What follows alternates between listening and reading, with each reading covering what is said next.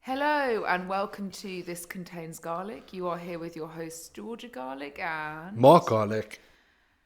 why did you? Why Because did I'm you enthusiastic. I'm enthusiastic for today's topic because it's Okay. very near and dear to my heart. Okay, Mark, Jesus, you literally just before we started, I thought I sound a bit quiet on the microphone. And Mark said, well, I don't really talk that much, so I can be louder. Also, one thing that I would say is you're quite conscious of your name sounding like Bark, do you know what I Yeah, mean? And the sounds way that like you just a- introduced yourself was, a hello, dog I'm with Bark Garlic, do you know what I mean? Sounds like a dog with a cleft palate. Oh, no, don't, Bark, don't, bark, no. bark, bark. Get it? Oh, God. Mark, mark. Haha. Oh, dear. That was my dad's joke. Yeah, that was generally your father's joke, probably. Yeah, yeah. Anyway, we're back, and today, well, what's the 411? What's going on at the moment, Mark? What can Currently, update you we with? are undergoing some Undergoing. transformational changes within our own business with Yes. regards to just how we are planning on Taking over the world. building a long-term career and business within the industry. Yes, and I think sometimes it's just like anything. You find what you enjoy from constantly refining, I guess, as much. And I guess we've always had a very strong passion of helping people. And I think, as I always say on here, I just don't think it's discussed enough that for so many people's careers, like for 3 years, they just like turned completely upside down. And then like whether or not it was 2 years of lockdowns or whatever it was, like the aftermath of that for so many businesses has been like, yeah, it's like in the trenches, do you know what I mean? And it's not to say that ours is, we're very lucky that we've worked hard enough, and I have to say we literally, to put it into context, we really don't take much time off. So you would really Much time you off. would We haven't hope taken that we're any doing time very good. off. We haven't taken. No, we haven't taken like a literally a day.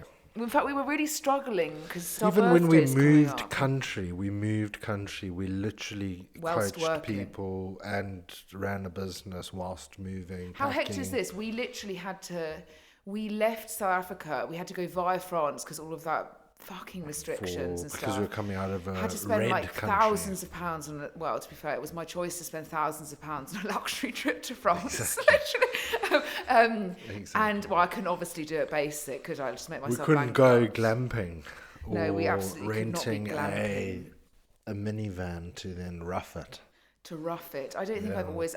I'm one of those people like I just really just want to enjoy myself because I'm such a creature of habit. Well, the question is, did you enjoy yourself? Yeah, to be honest with you, it was great until I had to pay for like all of the hotel Exactly, rooms and yeah. like And then the the upgrade on enjoyment- the car rental and And then the enjoyment wasn't. then going to Paris and spending shit tons of money in like really impulsive moments, like literally impulsive.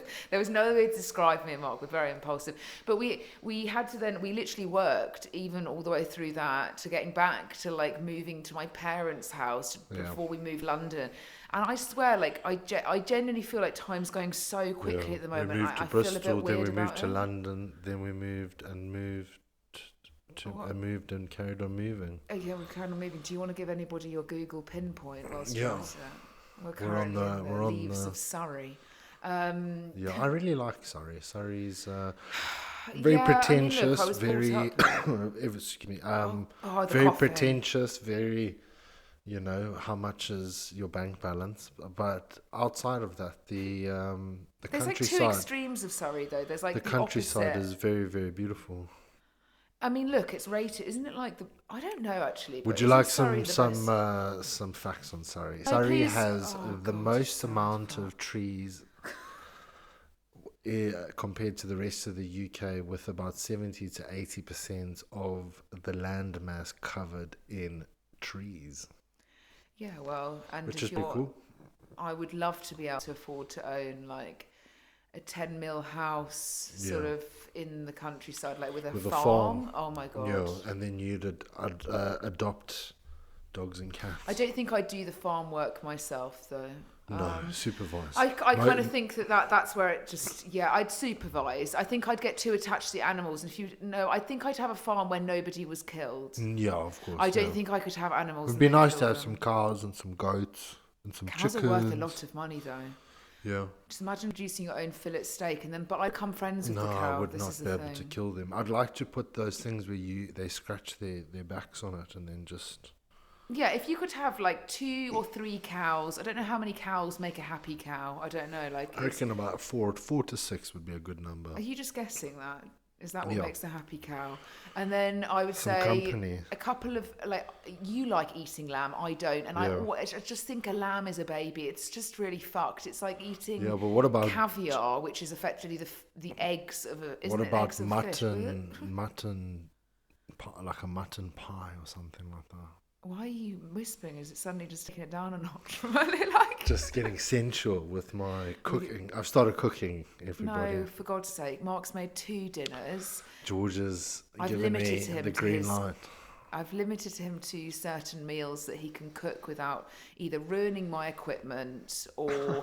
Well, I did come in this morning to realise that obviously Mark doesn't really like to clear up after, and had left Cajun spice. Excuse me. Cajun spice in olive oil all over the new white chopping board, He which doesn't I like have to been. clean up after himself, so he's meant to cook and clean at the same God time. cooks once, can't clean up. Considering whenever you cook, I clean up No, afterwards. fuck off. You even said to me the other day, I do. oh, I don't like the fact you're cleaning up so much at the moment. Yeah, Don't you've done even, it Mark. recently for the past like 3 weeks. You've been clearing up quite a fair 3 amount. weeks. Your element of like understanding time is like so. It's just Precise. not. It's not. It's completely out of whack. It's precise. It's completely out of whack. Probably I just would like you got say health from Tim that Spector. my phone's about to ring because Rolex want me to come and tell them the time. Is it today? Can we tell everyone the worst jokes that Mark's got? I've and got the fact loads. You're showing your age like quite highly here. My age. With age comes wisdom. It is weird though. We've got to respect our elders. We were talking about it the other day because You should, there to a are certain some people I degree. just think, why do I need to show you like an ultimate like? No, I'm gonna sound bad here because of generations, generally, but evolutionary biology predetermines that the people that are your elders would then pass on vital information for money. you to survive. So, go here to drink water. This is how you create a bow and arrow. This is the type of plant you rub on your skin when you've got a did rash. your parents teach you this? No, I'm just saying didn't even put the evolutionary washing biology machine. predetermines far Obviously, prior Mark.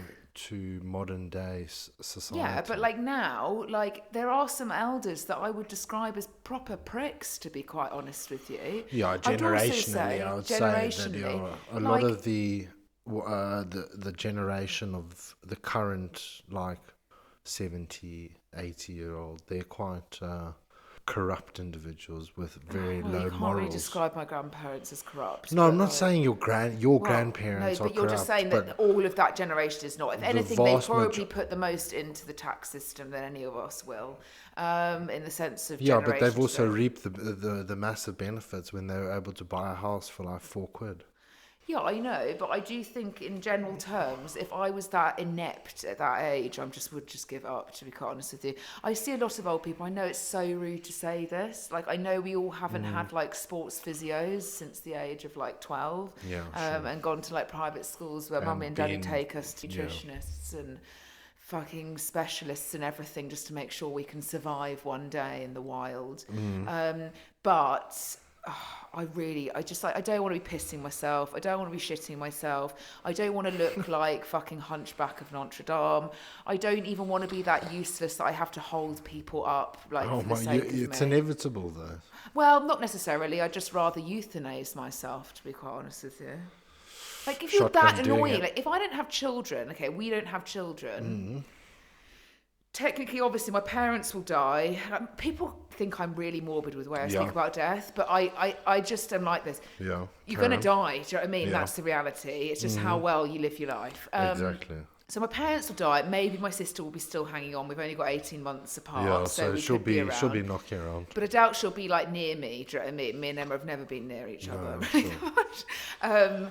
So, like, if we've got our friends, they might be able to help us. But I doubt that. I feel Your like some people are friends? quite useless. Do you know what I mean? Lol. Like, yeah, like not just. It's just I feel like everybody lives for themselves these days. You know what I mean? It's like whatever. So then, like, who's helping me? Then I'm going to go and be like a lech on the NHS. Yeah, you are. Some Some Do you know what I mean? Sat in a care home dribbling some all over person myself. from a less privileged country will come to the United Kingdom looking for a better future, and they'll Like a take up a job of Zimbabwean man caring. like you. Exactly, they'll take up caring, and they'll basically wipe your ass whilst you drool on yourself. And then you're meant to give all your will away to like a Filipino carer. Yeah, I'd rather do that with like a dog or a cat or Battersea dog shelter or something like that. I think out of all the dog shelters, I wouldn't necessarily give straight to Battersea. I feel like they probably receive quite a lot of funds. Maybe I'm wrong, but I'd probably want to go and like give my money to be open up in like an animal rescue hospital or something. Yeah, I think it's inevitable. Like you get to a point where That's if there's any you're money so there. old that your body just stops functioning. I don't think anyone's going to have savings. We're just going to be dying with credit at this, right? Just That's be working. literally- We're going to be doing podcasts, and then Yeah, I'm well, just on gonna. a fucking deathbed. Oh, sorry guys, Mark's just died. Mark's dead. Yeah. Literally, Mark said, I'm just holding on. I've just eaten a tuna No, pasta for the 400th day in a row. Do you Yeah. know what I mean? Like, 400th, more like fucking 40,000th day in a row, Yeah, actually. I've yeah. eaten that pasta literally every day since I've... Well done. Consistency.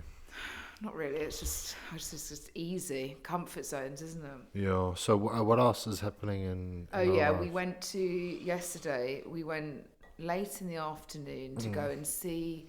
A kennel. Now, to give you some context, it's not for my husband, it's actually for our dogs.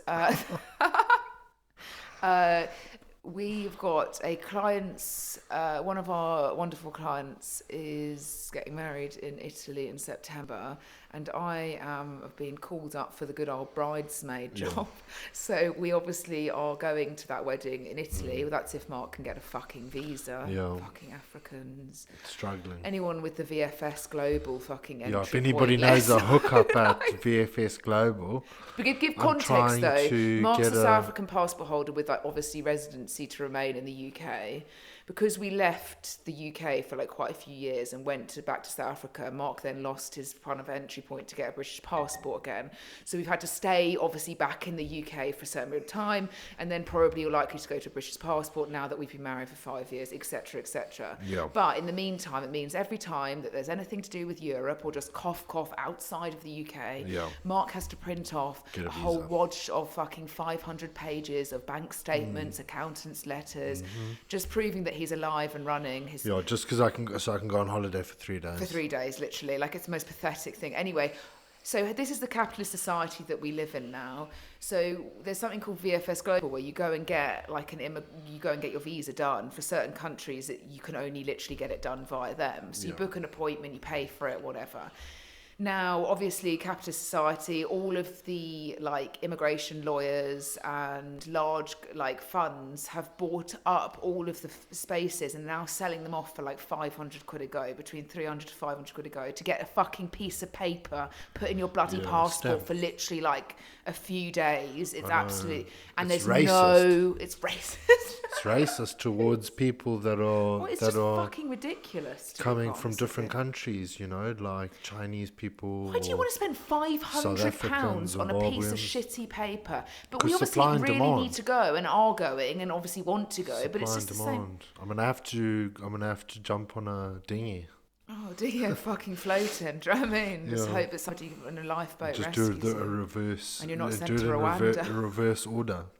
Yeah, and then you're sent off to Rwanda back to Well, I Africa. guess you know. when all those people jump off the dinghies, they leave their dinghies there. I'll just take one and just drop it, go take it back. Instead of coming into the UK, you'll be leaving on a Yeah, dinghy. leaving the dinghy. I'm going to go another So way. we've been thinking, so there's no appointments, none. So you refresh it, none. Refresh Yeah. it, none. All the times. We've even been on Reddit threads trying to find out why you Mm. can't even get a fucking visa for Italy. So now Mark's having to suck all the balls out of every embassy. And Mm-hmm. we're probably going to have to do some weird into Switzerland, through Switzerland, Italy Yeah, vibe. like to a even spy. Like a spy. Because once you've got a Schengen visa, you can then go like into country, like other EU countries. Just a fucking shit show, honestly. What a I get it. It's a great business idea, but also, for Well, fuck's the thing sake, is, the government should reality be more is, in is when control they of look at this. it, they look at Africa, you And know, they're like, Europeans, nah. and they look at Africans, and they just think that we are, out for no good. That we just going to come into your country and just stay and live here and just, It's not always Africans. rape and pillage your resources. But the reality is, just want to go on holiday. That's a bit of an assumption. Do you know what I mean? I just think that's a bit. Okay, of a well, strong why would they have, oh no, you're from a If you certain generally country. felt like that, why are you you're in our fine. country then? You're fine. Why are you in my country, Mark? Why then? am I in your country? Exactly. If you think it's so fucking horrific. Well, technically, it's my country as well. Oh, is it? It's I didn't just realise you that had a British part. It's just that I've just missed a few My generations. genes were, Scottish. born and bred Scottish, so just took a slight detour. Took Rhodesia and back. Yeah. But no, going back to the kennels, we obviously we're going away for my father's birthday as well in November. To be fair, this is the first holiday that we'll have in fucking ages. But we went. Normally our dogs are we like to describe a bit bougie, to be quite honest with you. Bougie. They are spoilt as anything, like princesses. So is the cat Stormzy. So we have always had them home sat and always had to pay like extortionate amounts to have people come and like stay in the house. And then we got quoted back the most hideous amount for like the other day. I was like, you should be paying my animals to look after them, not the other way around. 95 a day. No, 125 pounds a day. A day. To sit in my house, sleep in my house, and literally have like the two best dogs and a cat to look after. Like how hard. It's ridiculous. And you actually want 125 pounds a day? I'll put them in a Premier Inn. At least they'll get a Toby Carvery afterwards. Do you know what I mean? Oh, they'd love that. Anyway, so we've been on this hunt to just try and find somebody that's just not a con artist to look after them. And so we were like back at a kennel, and I don't know what it is. It's very doggy. I'm too overprotective. It's of very the doggy. animals. It's very like dogs and not like bougie dogs. Like farm dogs. the fleece wearing like owners. The fleece Gilet. wearing 1998 Land Rover. Yeah, with a gilet. With gilet, smells like dog biscuits. Yeah, anyway. We went, and I mean, I guess it's a kennel. I've never been in a kennel, so I started. And then me and Mark have decided, I should say, have decided that they are going to go to this kennel because we believe, just like how my parents sent me off to shitty summer camps in America, where I just fucking hated it and ended up quitting after 2 days. I had to go and play tennis with a load of Americans at the age of like 12, and obviously that was just not something that one strived to achieve at that age.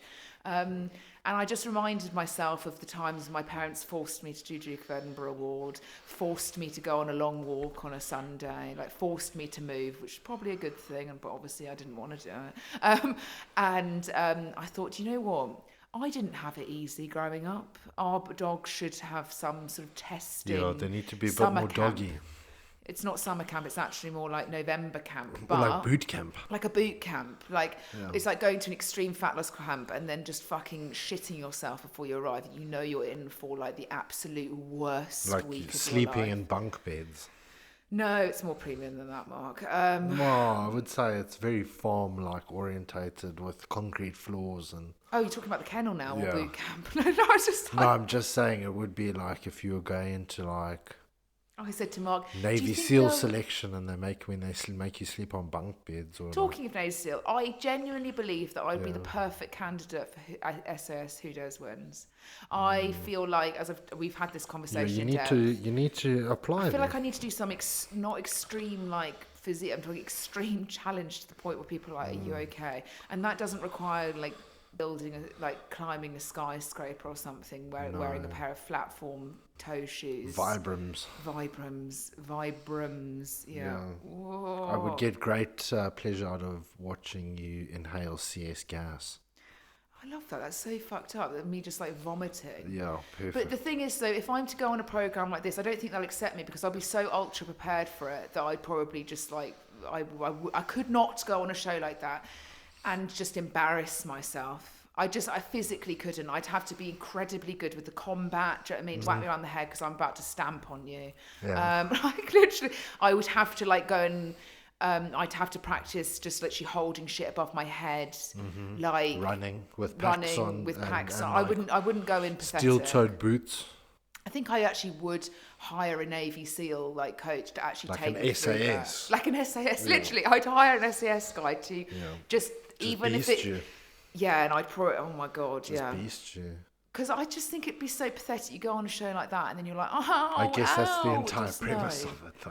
Do you know what I mean? What? The entire premise of the show is for you to kind of go in somewhat, not unprepared, but it's like a reflection on your kind of environment. You as can an like subtly individual. gas me in the bathroom or something, like close me Even in the door. better. Yeah, Even yeah. better, gas you in the bathroom. Yeah. And then I would have to, yeah, I mean, yeah, that would be a definitely a challenge and a half. But I just feel like I always I watch could people. waterboard you, you know, like tie you onto the I don't dining think room they. table. Can I just point out? I don't put think they the- do that on SS. Who does? Do they That's- not? No, I don't. I think thought they they did. They waterboard you. I did. think They did that's- waterboard you in the last one. I think they did. That's fucking like killing. That's I don't think they waterboard you, Are you Mark. I sure? think that's a bit. They put headphones on with that horrible screams, but it's like listening to you all day anyway. So it's nothing I'm not used to. Just me breathing heavily. into Heavily, God, that would be the worst torture. Either two things. the- Yeah. Mark breathing heavily, Yeah. where we need to address your sinus problems. Yes.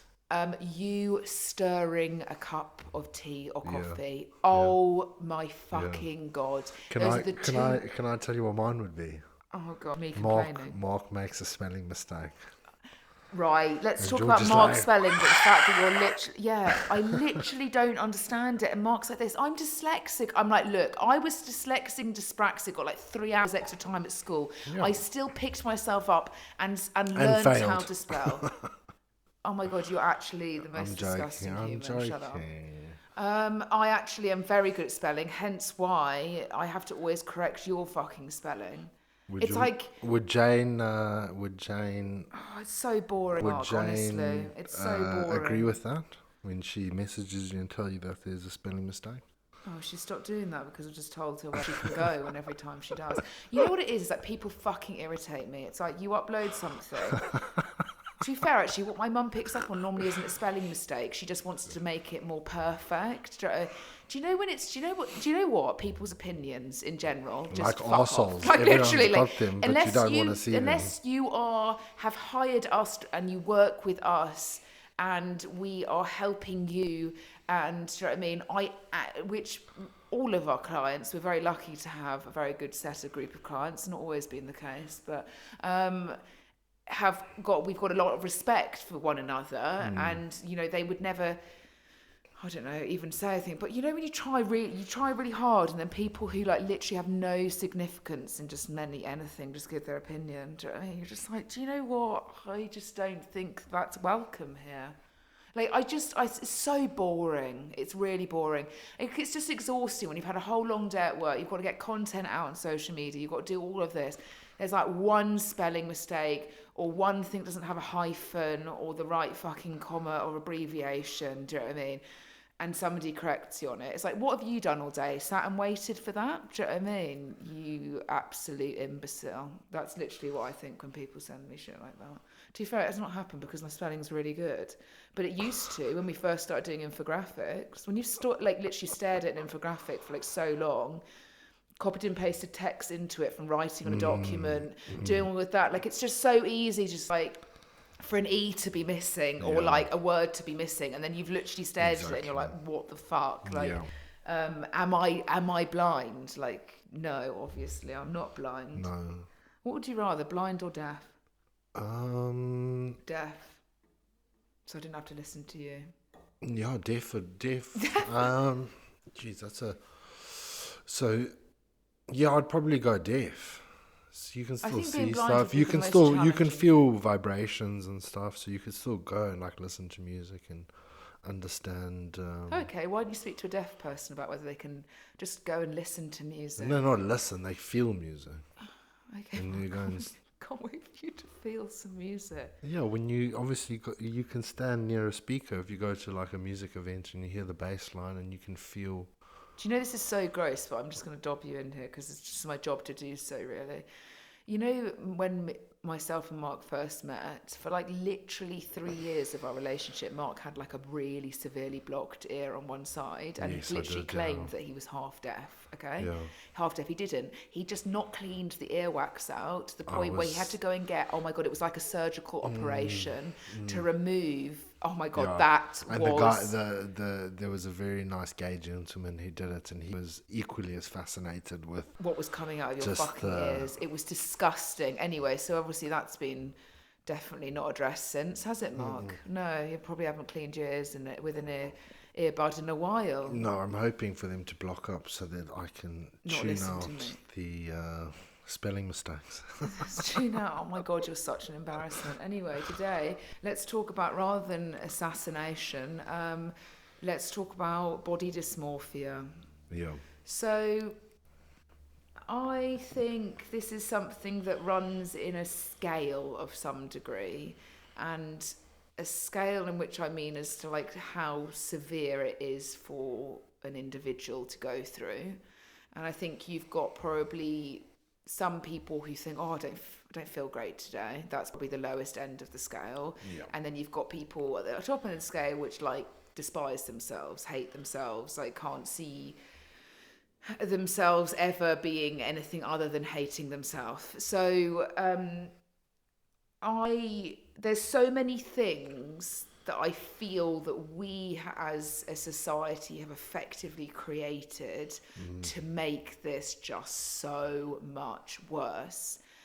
And Mark did a thing on our Instagram, well, actually today, about body dysmorphia, and the stats of like how many people, our internal narratives are so weak. Yeah, it's very shocking with recent studies coming in at 50% of men and 50% of women in the United Kingdom can be diagnosed with a varying degree of body dysmorphia.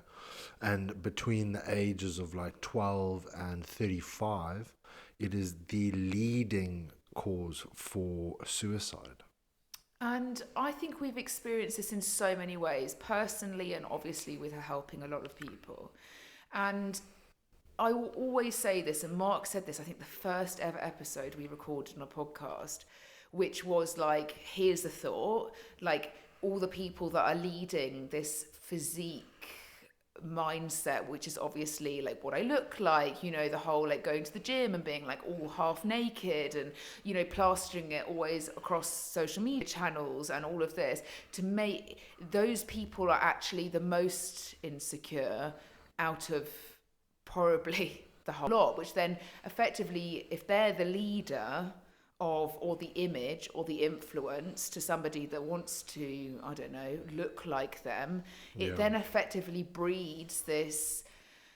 I don't think it's ever changed, in my opinion. I think even from school years to being an adult, I think body dysmorphia is literally cemented in you from a very, very young age. It's so generational, and a lot of our clients who are in their 50s and 60s that have highlighted that they may potentially or do have some level of body dysmorphia have said that the root cause is coming from their upbringing. So numerous generations of diet culture that has permeated itself into generations. And like Georgia said, unfortunately, I don't think it's going to be something that slows down.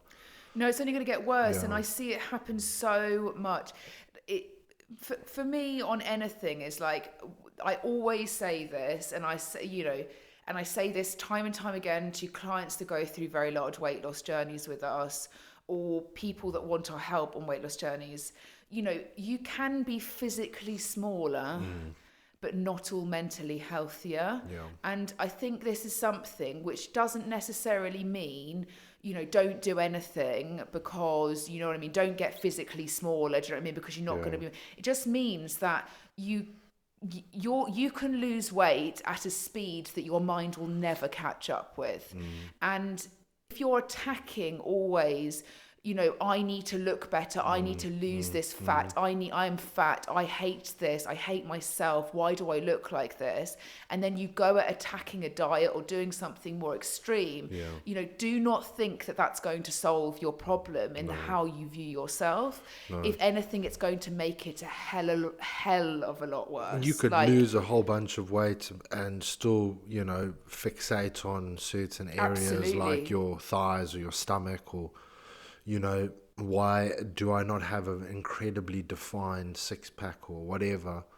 Look, we And can't just diminish. The entire process then becomes almost futile, because you've made the assumption that you're going to feel a certain way when you've achieved your goal, but yet you can't see the forest for the woods, and then you're like, what's the point?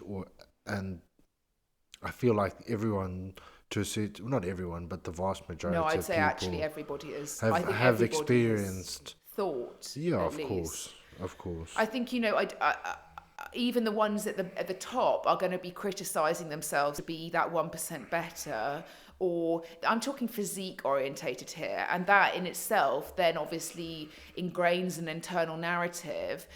They've done a lot of research in this, in the sense of psychology, with like how people behave in weight loss journeys and how they feel when they hate themselves. And I think it's quite obvious to say that no matter what you look like, you are always going to be your worst critic. Like, that's one thing, because your internal narrative can take you on numerous amounts of different paths. And also, your environment heavily influences your body dysmorphia even more. So I'll give you an example. If you're very overweight, perhaps, in a situation or environment where people are not overweight, they always used to say, which is an interesting saying, and we have loads of debate, that being thin, for example, which is never a goal, but like being thin is privileged. And I can see why they say that, because I feel like that's the whole of our weight loss industry has been tailored to those that are privileged, that can be thin because they can afford the ability of the lifestyle necessary to achieve it.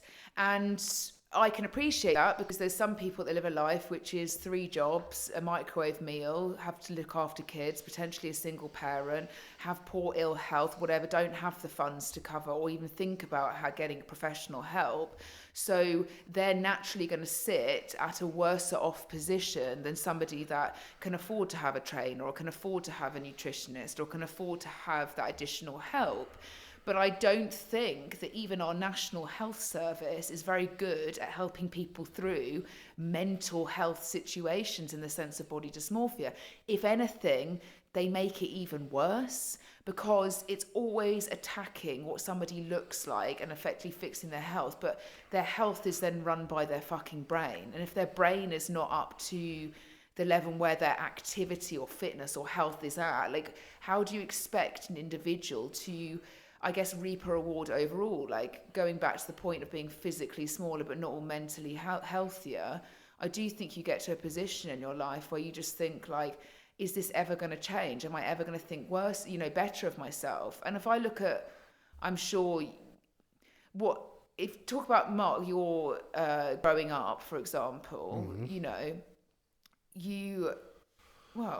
what your story in the sense of being epileptic and stuff like that, and your mum's, what were your parents' thoughts on weight gain, and then how it would, or what you looked like and how it would replicate through your life growing up? I don't think, like, in terms of the parental influence, that was ever not addressed in that sense. It was never really highlighted from their aspect, but more I'd undergone physical changes when I was diagnosed with epilepsy and took medication that adjusted my metabolic rate, and I put on a lot of weight and basically went from a normal sized child to a very quite overweight child in the space of 2 years, and then being thrust into an environment where you are at an all boys school.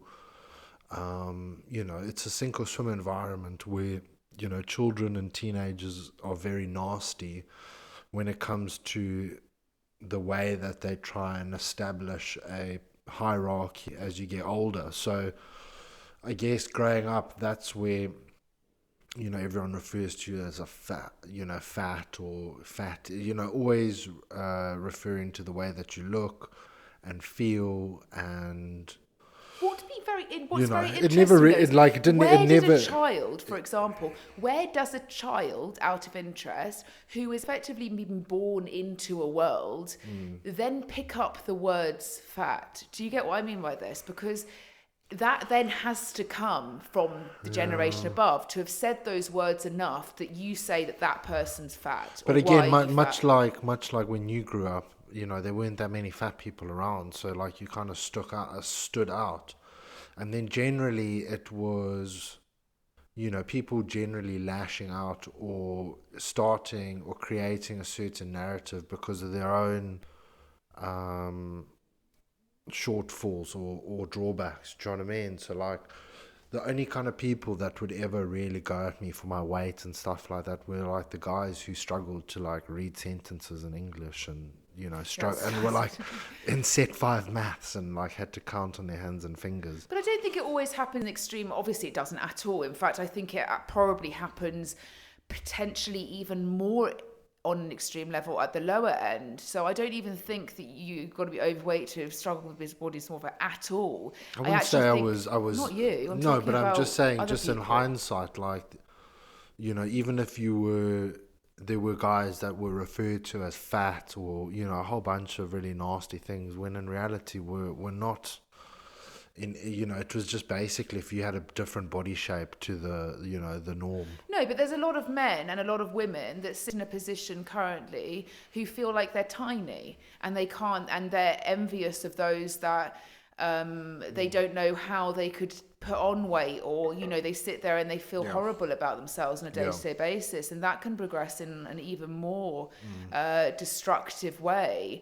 Sure. I always say that with gaining weight, this is not something, not take this literally, but I feel like with gaining weight, we tend to pile on weight over, well, if we were to talk statistically, there are people that pile on weight very, very quickly, but on average, you might pile on some quickly, but it will come on over years, and you sit in that position. Now, only till you get to the level perhaps where I got to, where you're like pre-diabetic or you've been diagnosed with health concerns of some degree, do you then kind of address it or feel that there are things that you don't feel great about? So there are things that you'd be like, oh, I'm out of breath, or I can't fit into these clothes, and that's obviously like a signal to say, okay, well, are you overweight or are you not? But I do think to sit in a position of a lower end where I don't know, like your expectation, like there's a lot of men that would probably look at Mark's physique and would probably say like, oh, I want to be bigger. Like how everybody that Mark meets when I'm next to him, oh, you're a big boy. Do you know what I mean? You're a bit, you know what I mean? Every single person. You go to the gym, do you know what I mean? Whether it's an estate agent or but the randomest people is always Mark's. Now, is that because they're smaller, thinking, oh, it's big boy? But what's very interesting is that we were looking a lot of this into the research of this the other day of how many people, when you first meet somebody, immediately discriminate over somebody's appearance. And it's like it's a really high percent of those that look at somebody, immediately assume based off their size or way up in their head, am I bigger or am I smaller? Am I more muscular or am I less? And so that quick analysis in your head then can come out in what happens a lot with us, which we spoke about last time, is like, if somebody feels threatened, automatically they'll think of their positive, which could be that they have a lot of money, or that you know what I mean. So it will be like somebody will meet me and Mark, come face to face, and it's our first meeting. Like I'll in my head say if I'm meeting a woman, this is how it tends to work. Now I don't do it because I've got a job profession to not do this, but you meet somebody and you are one up, one down, and very quickly in your head you go, what do they have that I don't have? And what do I have that they don't have? So I can level myself in the sense of competition in my head of making myself feel better. And that has been like clinically proven as a a feeling and a thought process that goes through a lot of people's It brains. goes through everybody's head because we're pre-designed to do that. Absolutely. And it's even Like worse you when have you to go assess your environment when you meet somebody for the first time. You need to understand whether or not they are an ally or a threat. It's just evolutionary But one of my biology clients for us and to put people into boxes and to judge people on appearances, because I think it's got worse though. you've got to make those split. If you were, 200,000 years ago walking into a cave why and are you you just taking us saw, back to a I'm just fucking saying, cave? because we've been more we've spent the vast majority of our existence as a You've not spent humanity shit all. more What are you telling me? You're recreating? uncivilized than civilized. So you walk into a cave, you're having to assess on a dime people's facial. Different now, Mark, though, because you're No, also I appreciate comparing that, yourself but to a lot it's. of people. No, I That get time it, there but wasn't it's enough also humans pretty to do that vital much for us to do fucking that. analysis. There wasn't that many humans around when you're in your cave 2,000 years ago. Do you know what I mean? Whenever 200,000 years ago, whenever it was. But now you have the level of comparison at all points. And what I wasn't unaware of it. I can see Yeah. why it happens, but I was quite unaware of the fact of looking into the research of how much discrimination on looks there is in corporate or work, in huge working amount. jobs and your career, and that how many that if you are overweight or deemed overweight in eyes of somebody that is higher than you in a position at a job, you are more likely to get a lower wage than somebody coming in at a Who's more attractive. boutique side who's attractive. Now, I know our whole world is run off of the most attractive win and the ugliest Yeah. fucking lose and whatever. Yeah. But that is fucking savage. And I was having a conversation with one of our That is very pretty regular savage. clients of the day, and she said that the CEO of their very, very large company, it's a huge company, worldwide company, the CEO that had been appointed everybody couldn't understand it, was morbidly obese. And that all of these photos, people were like, I can't understand why they've hired somebody, the CEO, that looks like that. And there's two ways you can look at this, because when somebody, and I can say this I'm not a CEO of any degree, but I can say this from a personal standpoint.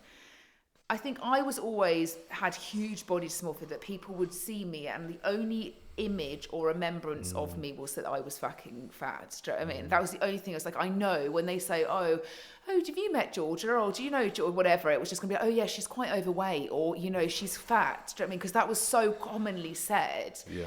And I think that, what you do, like we were talking about in the other podcast about compensating, is that when you are of a very, one extreme or the other, you're compensating at other aspects of your life so that you make yourself feel better for the lack of control you perhaps have when it comes to your emotions with food, or how you eat or drink, and all of, stuff that comes with it. And so actually, isn't it the most perfect CEO? Because most likely that they have all of the time and energy, because they've compensated quite a lot, to literally just be a workaholic, you know? And so for a business and a company standpoint, forget the health of all your employees, because they don't really tend to care about that, most companies, that you're actually getting somebody that's willing to put a huge amount of time into something to get a company or a business growing or whatever, consistently taking profit, unlike perhaps a CEO who is very into self-care and habit building and just, needs to go to the gym and then goes and has a facial at 4 and, very up with their appearance and their attraction. That takes away from the work that's actually being done in the company. So there is this argument for that, she was like, I can see it because she herself has been in a position where she's been very overweight and that stopped her career progressing. Yeah. And so she could see, she was like, I can understand, I respect the woman because she knows a lot. She's you know what I mean? And from a working terms, you know what I mean? It's great. But I think it is quite a hard thing for the employees that then see that as an image of some degree. But I mean, what would be better, to have some coke addict, heroin chic, do you know what I mean, CEO who's even probably on the worst scale, or have one that is, I mean, from what my client said, she's very overweight, and it's hard in those situations, but it is quite eye-opening to see how many people are discriminated from just like what they look like. And I know this comes down to also race and like so many other factors. It's not just obviously, your body shape. No. And so, if you're sat in a position, like if you want to progress your career, that's like, oh, suddenly, okay, I can't progress my career unless I'm not like, you don't fit a social type. Social type, And that's so fucked up. But then again, it's just the way the world works. There's just good-looking people, and there's not so good-looking people. It's not always good-looking, and like you can be like in shape and fuck ugly. Do you know what I mean? Attractive to a certain individual. It's just. But it's the individual that's in control that makes that discrimination happen. It's not like a whole force of a team. I guess it's like the stereotype where you sleep your way to the top. Where certain people have socially climbed by doing nefarious things and manipulating and leveraging their positives when it comes to being attractive, and it's just part of human nature for people to. I think it's, we are obviously clearly progressing in certain realms, but I think it's just within our human nature to a certain degree to be discriminatory, and because that comes down to the way the environment that you've been exposed to, and I think you only the way you've discriminate been somebody raised. when you feel very low in yourself. I think there's only a level, a sense of insecurity.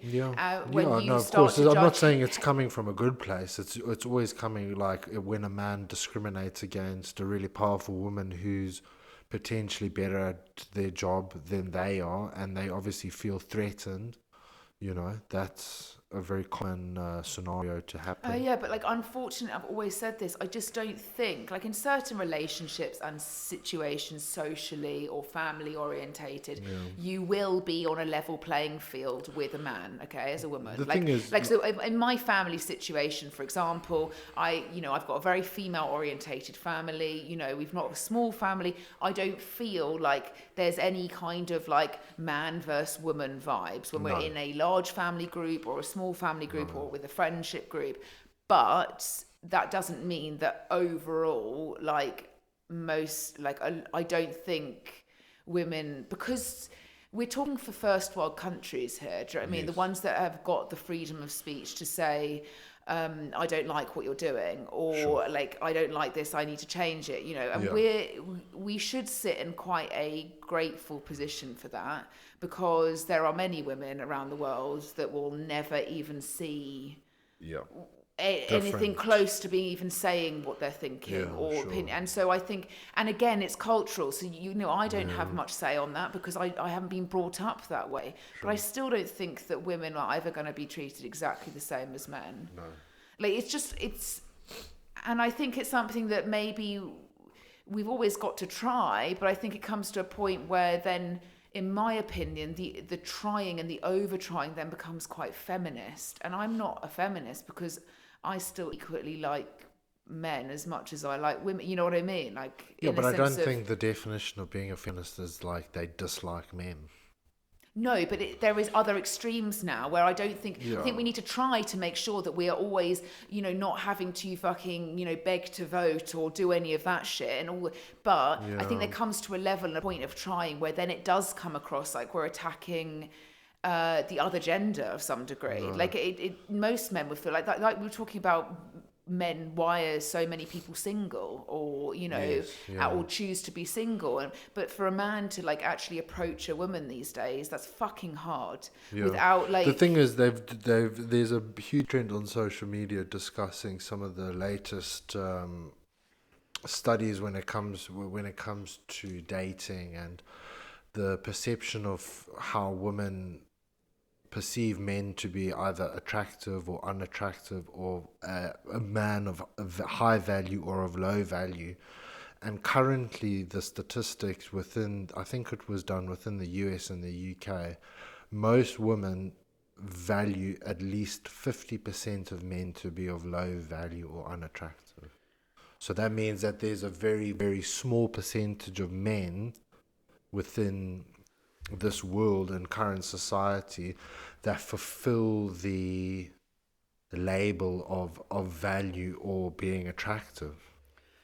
Yeah, but why do you think that is? Because I But can't. that's not truly representative of what men think. Men think that up to 60 to 70% of all women fall within the reasonably attractive or very attractive. So like men have a higher essentially, and obviously this is a very polarizing and hyperbolic view, hence the reason why people are saying it to get engagement and clicks and views, but men generally value women more, and women are 100%. essentially There is no valuing other way to men describe less. it. Women can satisfy themselves without a man. That is the reality. A woman, I know we can't reproduce. Okay, there's one thing that we can't do is to reproduce, but you could go and get a sperm donor if you really wanted to, you know. Yeah. But women, I don't know, because I know a lot of women who are very quite.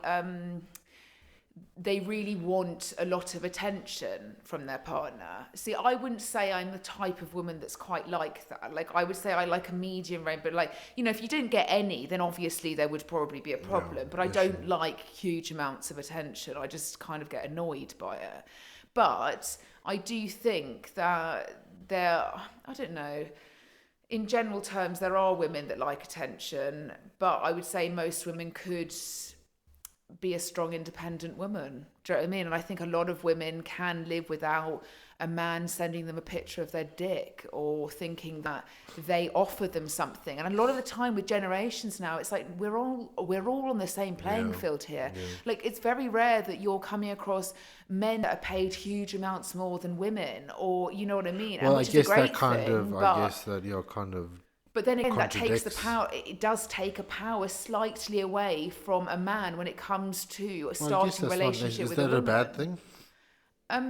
No, not in the sense that I'm very for the fact that women should be earning the same as men. Fuck, I mean, like, No, Jesus. but in terms of like a woman being able to bring as much or even more to the table than But a we're not male past that part counterpart. of society where a man doesn't pay for something, or like, you know what I mean? Because it's still that thing of like, we need to be looking after something. Like my dad would have said to you when we got married, like, fucking look after. Do you know what I mean? It's like the most standard thing that most men say to like dads say to the new partner. Sure. But I don't know. I think like it's not necessarily great in the sense of what you said, that most men find women attractive and it's lower on the woman's side. Yeah, It's because significantly now a lower. woman's like, do you know what? I can earn enough to look after myself. Sure. I like my life, do you know what I mean? In the sense of not having to look after and have responsibilities of somebody else's life. Yeah. Maybe I don't want children because I'm not in that generation that necessarily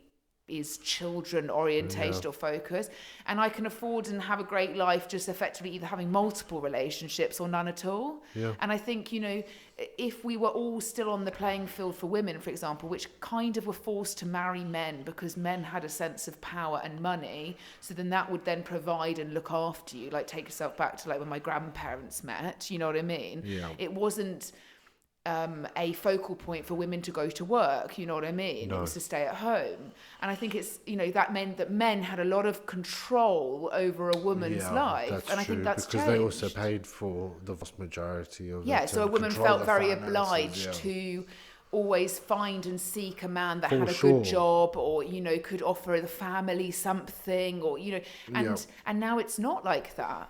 I think it's probably dissolving slightly in the sense of, and I think, but we still have the generations alive currently who have experienced it that way. So until those generations pass and we get past the next maybe 20 years, are we going to be seeing 2040, boy. Oh my God, Jesus! We'll be in a UFO. But hopefully, yeah. Just hope that it just nukes the planet. Until we see that generational change, we've got too many opinions coming from different ages that have all experienced different things. Yeah. Nobody ever sees it like that.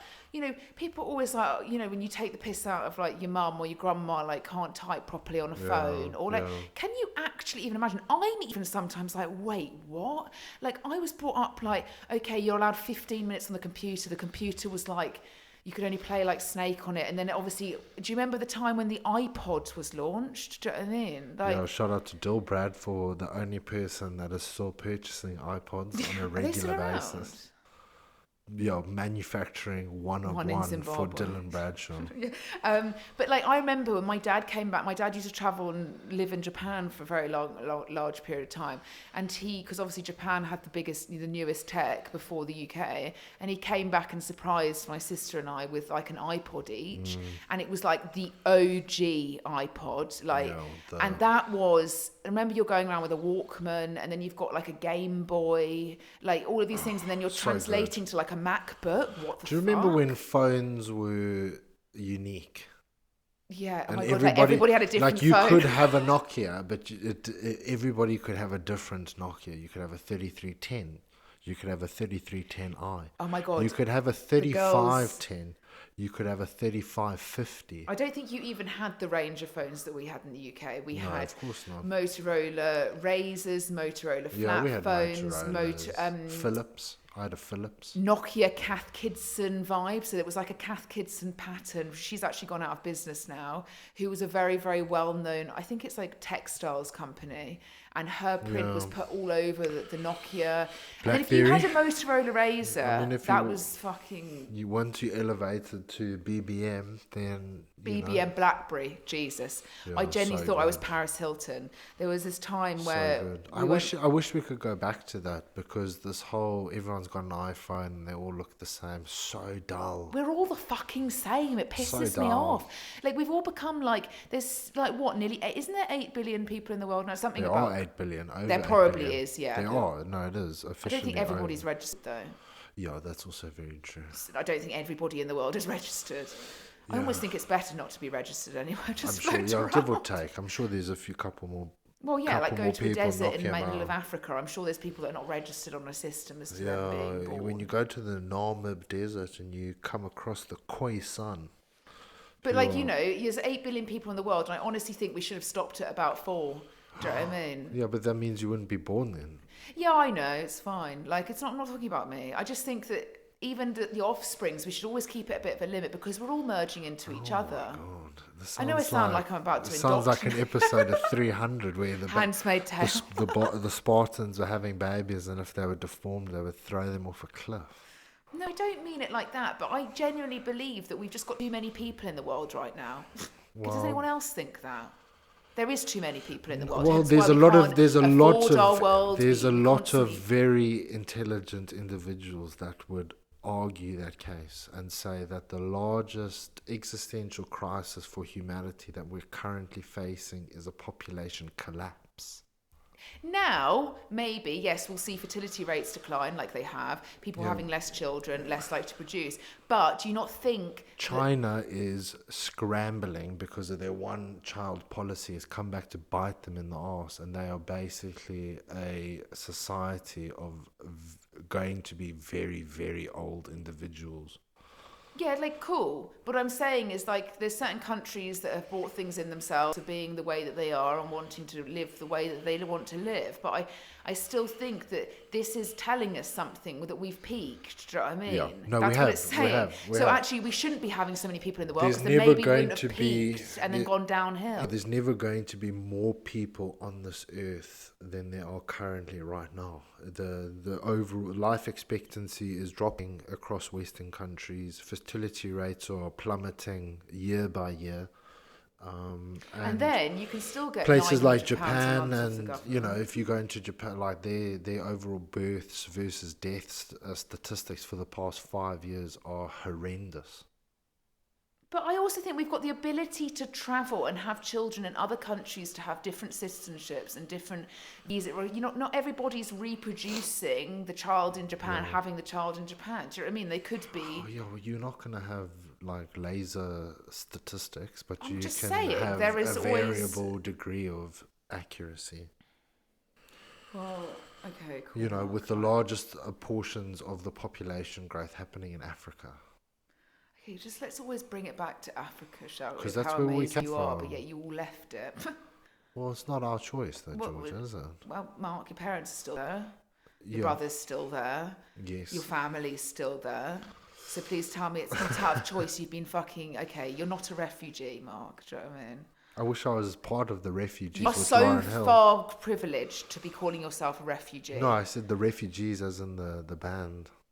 The refugees? Yeah, with Lauren Hill and Wyclef Jean. Oh, yeah. Whatever. Probably African as well. No, they're not they're the Fugees, not the refugees. Oh. Sorry, that's my ignorance. I But don't think the band would be called the Refugees. It probably would be cancelled within seconds, unless they were actually refugees. But no, I do think, going back to the point of body dysmorphia, which was exactly why we were talking about it in the first place, I do think it's something which, as we do become a larger massive people and the ability to connect, even though we're so ill-connected in a weird way, like... It's the level of comparison and body dysmorphia is only going to progress to get worse as well. Yeah, I think that's obviously what we were kind of linking back to anyway. And I guess like I've also seen a rise in what do you call them when those things you put on your face when you do videos? Filters. Oh, yeah, some of the filters are. Some of the it's crazy. There's girls that are living. You know, this is look. Sometimes in my head, I just have moments, which is pretty much every day, where I just think, what is fucking going on? Because it's the same with, like, TikTok, for example. Yeah. Like, I know from being a business owner and knowing a lot of people who have got tech businesses or whatever, like, TikTok for businesses... If you can nail it for a product or whatever, are great. Like, you can make a shit ton of growth and it's a very good thing if you nail it, okay? But you know what TikTok's actually awful for? It's just this complete abuse of self-imagery and just like what people look like on a day-to-day basis, how they act on camera, what is a trend, like if you're not trend, you know what I mean? It's so fucked. And Instagram, like I miss the days where you literally had like 3 filters that were like sepia, what was it called? Black and white. No, simple stuff. Sepia, black and white. No, there was one that was like the OG one. Like if you used that one, you knew you were and you would upload like a fucking sunset with the grainiest camera, probably from an iPod Touch or like some kind of and put a filter on it, and people would be like, "Wow!" Hashtag, you know. And I was like, "This is great. This is the photo sharing app." And now it is the opposite. It's like, you know what? This is the problem also. If you're also got very low self-esteem and you constantly look at others in the sense of what they look like, and you hope that either they have low self-esteem or you can find some kind of level ground with them, or you aspire, should I say, to be like them. Guess what an algorithm does now? Well, now you've seen it once, you can see it 3,000 times every minute of the day. And you see all those programs on Channel 4 and BBC discussing, you know, self-harm with teenagers and how they get caught into echo chambers of that kind of narrative that gets pushed onto them on such a consistent basis. It's hideous. Like, you know, they did a you whole just thing... end up just despising yourself, and any attempt that you try to better yourself is never good enough, and you're always having to do more and more extreme things to yield a result. And the reality is we push these narratives and diet culture agendas onto the younger generation and have been doing so, and we've had them pushed onto us, whether it's from our parents or the environment that we've been in, or the mainstream media with regards to print and copy and all that kind of stuff. And you know, I think it's so obvious to say that, you know, I speak for my mum's generation, and I think a lot of clients that we also work with in the sense of that age range, and it's almost, I feel bad for the way that they were brought up by their parents as to why they felt this way.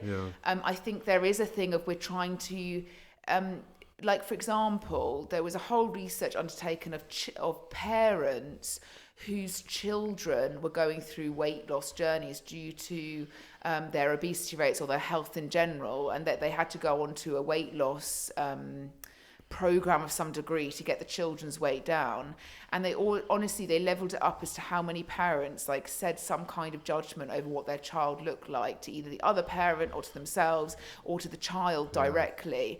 And if you look at this, if I talk to you from a personal standpoint, my great grandmother was anorexic, okay? That then followed through to my grandma, who has had a really fucked relationship with food. Like, genuinely, for years of my life, all she did was drink a black coffee. Sure. And until I was like, you need to have something, let's start you at least on liquids, do you know what I mean? Protein shake, just try and get something in you so you're not malnourished. Sure. And she's better now, slightly, still got very warped perceptions on food, but that translated down to my mum, I would say, then translated down to me on top of that with my grandma, because I had those generations alive whilst I was growing up. And that, effectively, imagine this, it goes anorexic, pretty much anorexic in the sense of how you are, to like then my grandma, who was pretty much so warped with diet culture and food intake that then it walked onto her. It walked onto my mum. Now I clearly, as an individual that was then born, had two sparks in my brain, which was not going to go the way of anorexia. It was going to go the other way, in the sense that, and I can only blame that on a couple of things. I'm not going to blame anything because I feel like there's so much responsible for it. But I think between the generation of where my mum could manage her weight, so I'd say like teenage years through to 20s and 30s before children, I would say the main differentiating factor for me is the reason why I probably went down the route of binge eating and being overweight than being anorexic with an eating disorder in the sense of not eating food, is the food availability and the generation that I fell in. Because my grandma and great grandma didn't have the availability, like war era, you know what I mean, to get food. Do you know what I mean? So if you were warped on what you looked like, it didn't go one way in the sense of being overweight, it went the other extreme, which was anorexia. And I can only see that my mum also was in a generation which didn't have shit tons of food availability around there, more, but not as much, you know. Now, our generation, complete opposite. In fact, it's food availability everywhere. If your mum doesn't feed you, you can just nick some money off the side and buy the food. Also relatively cheap as well, isn't it? Super cheap, super accessible environment. So instead of being like, I'm going to seek comfort on not eating, do you know what I mean? And fueling that body dysmorphia and how I feel on not eating, I'm going to do the other extreme. But I can only see it being in a sense of generations coming down to the fact of availability. You know what I mean? Like, as to why, because that's how warped our brains are. A combination of availability and expenditure, because when they've looked at neat studies across generations, your grandparents and great-grandparents expended an average of 300 or 250 additional calories per day, because they're having to, obviously, all the processes are then you could link less that to automated. availability. Yeah, exactly. Less, if you wanted to go and get food, you had to go out and go and obtain it, walk around and go and fetch it. And they were used to the rations era. Like, if they didn't have it or they couldn't make something from the fridge, yeah, they just had to get on with it. Yeah, it's just such a completely different environment. Like, and again, like when we touched on it with alcohol, is you could go to your dad's bedside table, sneak a 10-pound note or a 5-pound note, and off you trotted, and you could get 4 times your daily required energy intake, for £3.50. Yeah, and also what I'd like to say, that there's no other link between how a family's or generation's mind turns from anorexia to obesity. Do you know what I mean? Like, in the sense of it is a similar way of abuse. It is not the same being overweight and underweight. Yeah, I guess it's very, they're on, obviously, but we were even saying this about vaping, weren't we, the other day? On different spectrums, but are, it's one of those things. Well, did you feel like, obviously, with that I felt restricted, but because I had availability of getting my own food, but do you think that there was clearly going to be expectations placed on you to look a certain way so that you fit within the family brand? Do you think that that had a contributing factor as well, is that everybody was supposed to look a certain way. But I within your don't think family. my mum didn't experience that either. I think she did experience that. I think my grandma also did experience that growing up. Sure. I think what's the difference is in a moment like that where it's emotion, technically, as to why you then triggered to do something, and your emotional responses, or I guess how you utilize when you want to grab food or eat food. The difference is You couldn't. you couldn't. Do you know what I mean? And this is the thing. So I think the brain's like stimulation in a sense of trying to reward yourself or beat yourself up are quite closely linked. And I think, you know, if I had not have been able to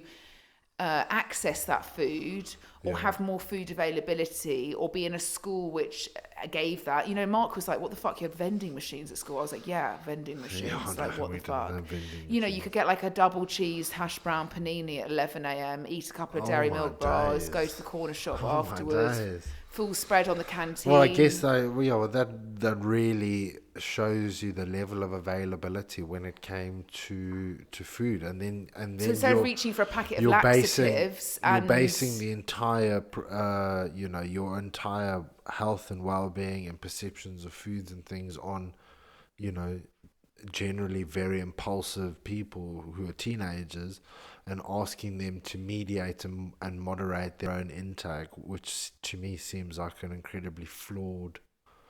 yeah, I mean, Like, look, I would have like, eaten way more food, like, if I had the availability to do it. Do you know what I mean? But, you know, we I think got if you then don't have, a so for bowl example, of if you look cereal at the for reward, no, breakfast, but if you and look then at the some reward sandwiches, system, and that was about it. but yeah, Mark, you're in Zimbabwe, Mark. Do you know what I mean? You're not in the Yeah, I UK. know. Like, you didn't have lunch at school. Nobody ever had that sort of situation. No. But you're in the UK now, and you keep on bringing up how much you want to go back to fucking Africa. I'll book you a flight later if you want. Yeah. Like, genuinely. But I do think, you know, in the sense of me eating something was my level of comfort, it would be very much similar to if people didn't have food available, to then try and find something else they could latch onto for an To emotional comfort sense, themselves, which yeah. could be, I don't know, passing through Smoking digestion, cigarettes. smoking, probably like alcohol intake, no food intake. Knitting. Probably, oh, well, it's nothing to do with an eating disorder, is it?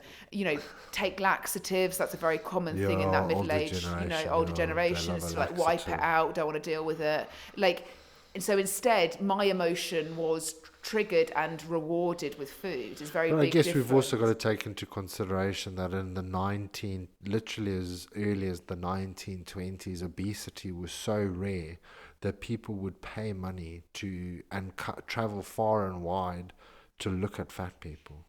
That's, you wonder why body dysmorphia runs through us so fucking high. Do you know what I mean? But then again, you It know, was so foreign. There it's- was like, oh my God, there's a person that's 300, pounds or 400 pounds.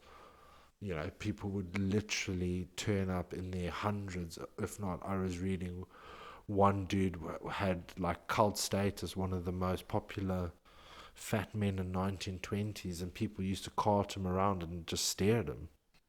That's how rare being morbidly obese was back in the day. yeah, and obviously now it's not. And I can only really put that down to the fact that So then there's I would so many assume that things being why, skinny, or even being underweight was kind of not a bad thing. no, it was So great. That was literally what they strived for. that was to normal. be- So then I guess everybody had the preconceived notion that, skinny is good and fat is weird. But then, yes, and that's where it's always been. The fact that, like, if you are, which is actually kind of fucked up because, like, take yourself back to, like, what, the 1500s, 1600s. When was Henry VIII? 1500s. Yeah, 1500. It was all the era of, like, you know, it showed this level of greed and also prosperity, and even in like Asian countries, And like being Africans, overweight is yeah. a sense of prosperity, rather than, you know, being, I guess, underfed, which is Yeah. then showing that you can't afford to eat, you know. But And like for Asian, especially in Indian and Asian communities, also, like, for example, everything refers back to like whether you had it or didn't have it. Do you know what I mean? So if you were overweight, that was a sign of you being prosperous. But then if you were light skinned to a certain degree, especially in Asian countries, that's also deemed as a good thing, because that showed you that you didn't tend fields, and that the Yeah. darker your complexion was meant that you probably spent more time in the sun, thus showing and indicating to a civilization And that now, how much has that changed? That you've got yeah, Sally on the fucking sunbed down the gym in the Range Rover, fucking beasting it for oh 20 yeah, that minutes a lady day. That woman canes is her. literally the colour of like leather. This It's in lady, other she words, comes in, and there's obviously no judgment, but a little bit of there judgment. is, Hence the because she's reason given why we're herself skin talking on a cancer. podcast. She'll come in and she's clocked the system on how to manipulate the duration in the sunbed. So she'll come in, she'll say to the guy, "Oh, please, can I have 12 minutes?" And he'll get the card out, write it all down, plug it in, leave, because generally he's got other things to do within the gym and other like that. And then she'll come out, sneak out, because I caught her doing it. And then she was doing 25 minutes. 25 minutes of sunbed, you would come 25 out and you would minutes, like be bacon. char grilled. When like you that.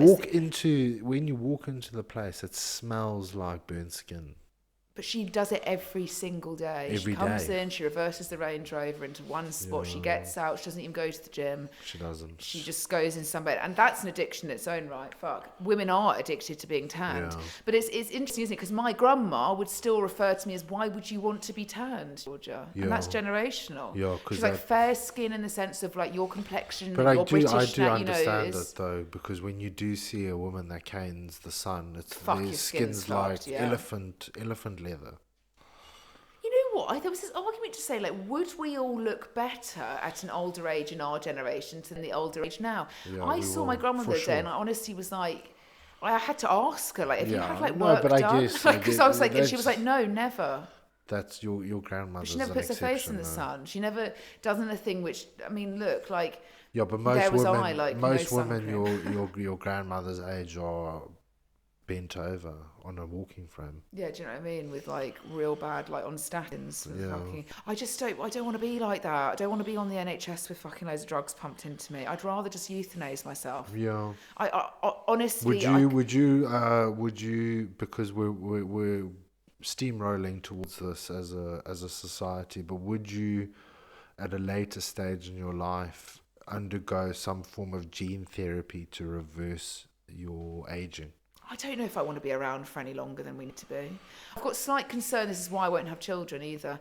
I don't understand why. I just don't understand why you want to bring a child into the world right now. Is it because like you're? I just don't understand. Not in the. I just don't understand. Maybe it Because myself. a lot of as to people why. love children, though, And you know what? I spoke to there my are hairdresser about this. there the are other day. women that literally, when you ask them, they just can't wait. They every waking moment is. Yeah, like my hairdresser, she said that her grandma had her mum at 17. Her mum married, or I don't know if they married, or had her at 17. And she, if anything, had her first at 20, which was a little bit older, but they've still got all the generations alive. Do you know what I mean? And like alive and kicking. Do you know what I mean? Like it's Literally. not. And so actually, but she was brought up like that. And we were like, that's such a polar opposite to how I've been brought up. Like, it's just no babies, like no kids around me. Like, there's just never been a baby there until my cousins who, look, we were close growing. Like, I'm not saying we're not close, a family at the end of the day, but we didn't really spend that much time with them. So when they had kids, I still didn't spend that much time. Yeah. And I think your family, your brother's much old, your older brother's much older Albert than you. had So kids, he's got kids that are like in their 20s, you know, and then you've got your brother who's got, 5-year-old or 6-year-old or 3-year-old or whatever. And that's a bit of a fucking shock to the system every time that we, see. It's just like, Jesus, okay, this is how people run their lives with young children. Like, I've got a lot of respect for people that do that. It's very selfless to yeah, I do just that. think I'm too selfish. For sure, which not is in the fine. sense of the fact that Everybody's selfish- entitled to feel that the way that they feel about it, and it's a very large and mammoth task that you can't take lightly. And some people are willing to sacrifice certain elements of their own personal life, and some people are not. So well, actually, on that topic of like mums, I think there's a lot of mums, like in the sense of new mums or mums in the last couple of years, who I just think are also ridden with body dysmorphia as to like what the expectation is for them after giving birth, and also just like how they view themselves now to how they used to be, you know, before a child. And I mean, I definitely, you know, when people always like get back to the mum, you know, get back to the pre-baby body. Yeah. I don't think your body ever fully gets completely back to where it was, because you've just literally given birth to a child. But, you know, I think anything's possible. Like, if you wanted to be fucking really lean and, do you know what I mean, and base yourself around your periods, you still could, do you know what I mean? It's just also about the fact your priorities much change. harder, because you've obviously got a shift in schedule and... But then mix that in with a load of hormones going all over the place, a young baby to look after, but again, likely, you know, lack of sleep, lack of everything. Most celebrities and influencers and all that, they all rush back to, oh, I just fit into my same pair of jeans that I fit into pre-pregnancy, and look at me, I'm amazing. Because they've got the nanny, because they don't have a 9-to-5 job, because they've got very affluent lives and so on and so forth, and that in its own right then creates and breeds body dysmorphia for all the women who don't have the luxury of you know, being an influencer or a celebrity, and that impacts their mental narrative when they look at themselves and be like, well, I've put on, you know, 2 stone and there's no ways I'm going to be able to fit back into my jeans before I had a baby. And that then places unwanted and unnecessary pressure on women, especially because they're like, well, why can't I do it? Why? And it's just so fucked up how we prey on people's insecurities, because they do know that. Do you know what I mean? Like, we've trained well-known individuals, and even though that they lack, ultimately probably the least confident people that we know, they're always coming across like they're super confident, and it has such a drastic impact on the general population when it comes to, like I was telling one of our clients the other day, when one of our old clients was on a magazine cover. And we'd done a preparation for 12 weeks, training very diligently, tracking calories, tracking macros, you know, really impressive work on a consistent basis to get in preparation for a magazine cover, to go there, to have your photographs taken looking amazing in a swimsuit, so on and so forth. The first image comes out. Do you like what you see? The woman was like, yes, I like what I see. Perfect. Right. Let's alter it. Let's Photoshop it. Let's make your hips smaller.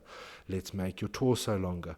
And a whole bunch of adaptations and changes had happened 30 seconds after the photo was taken. And it's like, well, what are you doing as an institution? What brand what message are you putting out to women?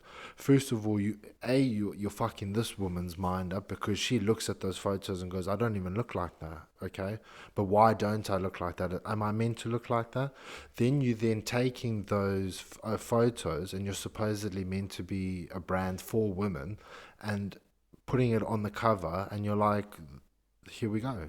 And most women look at that and go, this is so unrealistic. Like, and I just don't, I really... I think I'm going to be honest from talking from a woman's standpoint, and how I feel. I feel like if I was in a position like the client that we did used to work with, who had the level of authority that she did in a social platform, and I didn't like what somebody had done, I would have the fucking decency to tell people they'd done it, because let me speak. I think that influencers in general have zero understanding of how influential they genuinely are to people on a day-to-day basis, and the amount of power they have to sway somebody's self-image, self-esteem, how they feel about themselves within a split second, and yet they never take the responsibility to say something or do something. And because I guess they're scared that if they do create headaches for people, then they're never going to be asked to come back again. Yeah, but that's also fucked. They're the ones fueling the body dysmorphia. You've just watched that happen. You just got ready to think. You like what you see, and then they go and edit it, and you don't have the self-esteem or the body word to say to them, or like the confidence to say, why have you just edited me? you'd probably get more fucking influence and more control and more following and more relatability with your audience by standing up for yourself, and you'd probably be put on the front of another magazine within seconds if you fucking had a voice of some degree. Or not, or because everyone's like, you're a headache and you're a problem, so we're not going to work with you. One magazine. I think if we're going to talk about the actual magazine, I think if they were blasted online by the influencers that they work with, they would be very damaged. Oh, of course, because their entire business model is if you're based not around happy with influencers. something, which I kind of think that our client, in a very subconscious way, liked what she saw in an edited photo, because I think that most of us like an edited photo, don't we? So, you know, of course you're going to be like all for it, but in your level of power and authority and influence, you should, if you so badly complain about it and you don't feel like it sits well with you, you are the brand. They want you, not the other way fucking round. Do you know what I mean? At the time of her career, at that time, she was wanted. It wasn't that she needed it. Do you know what I mean? She was wanted. So actually, if you stood up to like a women's magazine, I'm not going to say which one it is, but it's pretty fucking obvious. Actually, you've just edited my fucking photos, which I've just trained really hard to be feeling confident and happy in myself and my skin, and you just edited it, but yet you're meant to be enticing and empowering fitness and health of fucking women. You know, what do you think you're doing? Do you not think the magazine would shit themselves? It wouldn't be that other way around. No, I appreciate it, and it would, So I do think, like I worked with... But you hit the nail on the head. It's like when you see that edited and adjusted image, you're not exactly looking worse. You're looking better. 100%. Everybody prefers it. That they just prefer narcissistic element of your body, of your mental... You know, and especially all those individuals that we worked with had body dysmorphia, and like I'm not interested in anybody telling me any other narrative. Considering we both spent vast majority amounts of time. Well, numerous hours working with them, and of course, a person that generally negatively views themselves in a bad light is never going to look at an altered image where they look at quote unquote better and be like, no, this is a bad thing. They're like, yes, this is good, do it again, please. Can I have some put it into context. Post it on my social media had a page. meeting, when I had my single meeting with our wedding photographer, for example, when I was doing hair and makeup, for example, and she came and met me, she said, do you want me to edit any parts of you? Without even ask me saying, actually, yeah, fuck, I'd love you to. Do you know what I mean? Or like, you know, and so that is, unfortunately, if you're looking back on images, like, as I said, like I have worked in, and I think the relationship even with women to women is even more different than it is for a male helping a woman. I've said this before, I didn't understand how they could do their job and feel the way that they do about themselves. And I still sit there, and I still obviously have got small bits of communication with some of the clients that we used to work with when we were in the gym vibe. And I still to this day don't think it's ever changed. And every time I see a photo of them, I think to myself exactly what they used to say to me, that they hated themselves. And I was like, this is complete false sense of self-esteem. Do you know what I mean? And yet you're posting it, and then all of these people looking at this and liking it and commenting and oh my god, babes, you're so inspirational. No, like, no, yes, not that. I'm so they're not inspirational. The problem. I've just face tuned the shit out of this photo. Not even that. A lot of my clients that we worked with didn't face tune their photos. They did look like that. They were tiny, petite individuals which photographed incredibly well because they were attractive of some degree, okay? But they still, every time they uploaded photos of themselves, hated what they looked like. Their goals were also so much on hating themselves that it was less about actually the physical application. And this is why when any kind of change happens, and this is what I will say time and time again, you can look at anybody at any shape or size, but just because you're physically smaller does not mean that you are mentally healthier or happier. And, you know, having worked with it, I've worked with people that literally would, I mean, I've seen comment, I'll die for your physique. Do you know what I mean? Would you? Do you know what I mean? Would you really die for somebody's physique? Because, like, I don't really think that's, like, and they're also going back to, like, the research that's been done on this, like, women especially, are known for, if they have ever lost weight previously or have got in shape or like themselves at a certain age gap, you know, they post a photo of themselves, whether it doesn't have to be half naked, just a post, so, you know, photo of themselves where somebody comments or likes saying, you look slim, or you look well, have you been doing anything, or you look great.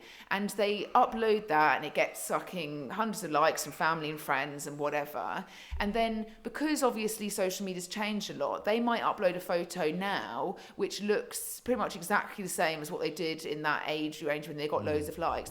And then they might not get so many likes because a social media algorithm is dictating whether or not their stuff's seen, and then they automatically think to themselves, well, I need to change the way that I look, or I need to do something differently, or I need to be back at where I was, do you know what I mean? Because that photo where I looked a certain way got far more likes and comments than this one I've uploaded, even though I look pretty much the same. So I need to change something. Sure. And that is all down to the constant need for likes, comments, attention, gratification. And this has fueled body dysmorphia beyond fucking control. So because it's this thing of like we always said with just anything, running a social media page for business, running a social media page for personal things, just being on social media,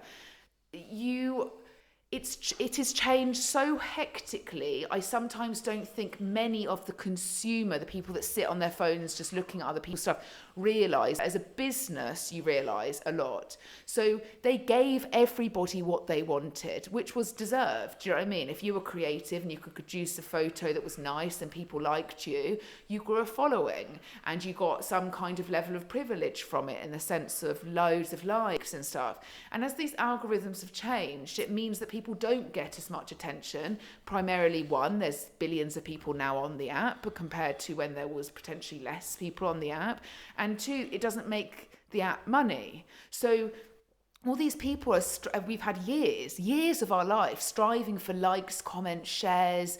Oh my God, you're amazing. To completely the opposite now in 2023, where if anything, you upload something and if it doesn't perform well or do well, you delete it. You're like, this is shit. I'm shit. Everything's shit. Yeah. And that has only come from the progression of platforms or apps that have social requirements of some degree, because why else are we searching for this? Why are we scared of what time we upload a photo of ourselves, or so we don't get attention, we don't get likes? If you really deep down wanted to upload a photo to your portfolio of just life, you would upload it without even the thought if this is going to perform well. But we are so based in our brains for performative reasons these days, not just in work, I'm talking in every sense, you know, that if something doesn't perform well based off of an algorithm, whatever, we then think that we're shit. We think that things are not worth it. We don't value ourselves.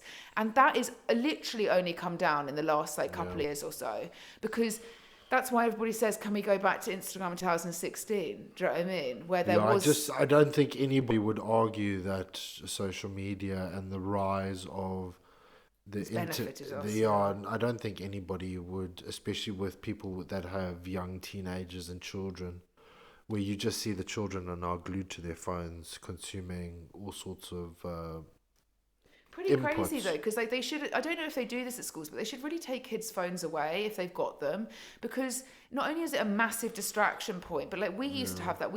I only got a mobile when I had to walk to school by myself. And I think my mum, obviously, just in case I was kidnapped, so I was probably too fat to kidnap as a child. But, you know, you would have a phone just if you needed to text them, but you wouldn't go on it for anything else, God forbid. And when you went to classes, they used to take your phone before you went into the class, so you couldn't go and fucking go on your phone. Yeah. I think it's the opposite now. I think, actually, you're allowed your phones at every aspect of the day, because, God forbid, you should take a child's phone away, God and forbid, the parents have a panic attack. Little Johnny. Yeah, little Johnny might not like his fucking pastrami sandwich at lunch, you know. So you might need a top up so you can get so he can send you a WhatsApp saying, "Hate you, mum." Do you know what I mean?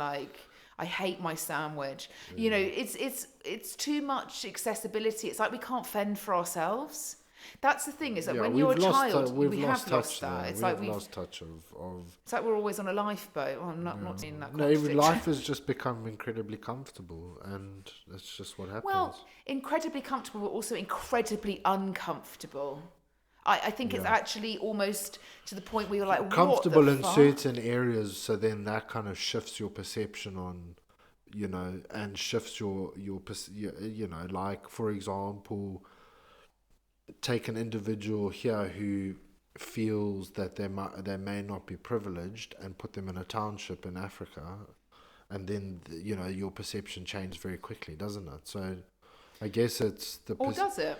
you are very most people in the Western world are more comfortable in the sense that you've got food availability, you've got electricity, you've got running water. Not necessarily.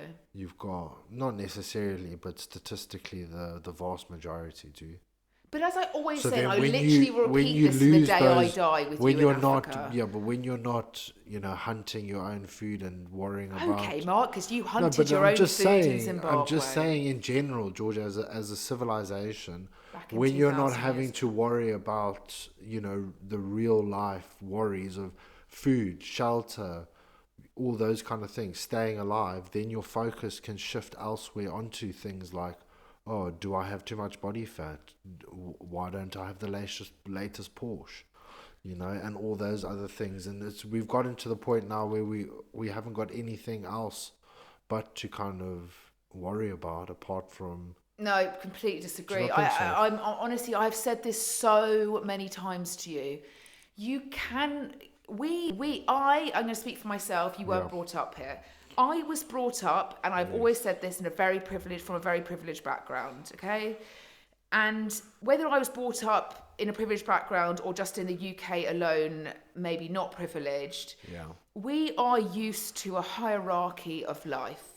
And that is because that has been put upon us by either the collection of the EU and Britain together throughout the years, in a sense that you go to school, you come out from school, you need to go to university, you need to get a degree, you're then going to go into a very good job, you're going to work hard, you're going to earn money. These are the things you need to be striving for. You need to have a good partnership, good husband or wife, or you've got to earn X amount by a certain age. You are striving when those people have these very nice things. That's because they have a lot of financial wealth, and if you want them, you need to earn for it. Yeah. You think that that's the same in the sense of take yourself to Africa in a non-privileged situation, that their environment or their expectation is the same as our expectation. It's not. And they would never have experienced what we had experienced. Yeah. And going back to social media, probably what's made them feel worse in the last few years is that a lot of Africans in townships have availability of the phones. And I've never come across it more, but like our maids and like all of that in Africa, who we treated literally like family, they all had phones. Everybody had a phone. The next day, if they'd lost their phone or if it was stolen, there was a new phone. And they sit on these phones on Facebook and they look at potentially life outside of Africa. And that's when your expectations might change. But growing up in a place where potentially you're not connected to anybody worldwide, Yeah.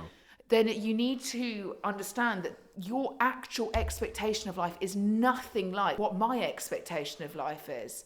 So, would you say that would then come? Do you think a person that is kind of having a different environment and different upbringing, do you think the prevalence of body dysmorphia and those kind of negative internal I don't think they're narratives. expecting to see, in Africa, the culture's very different. If we speak to about Charity, who was our housekeeper, and we had a really good relationship with Charity. And I think Charity always say that, in Africa, you want, as a woman, you want a bum, you want, you've always got to have some Thickness. cushion for the push, you know what I mean? And it was thick, and, and that's Cushion very for the different. pushing. That's what it was cushion for the pushing, is it? Something like for that.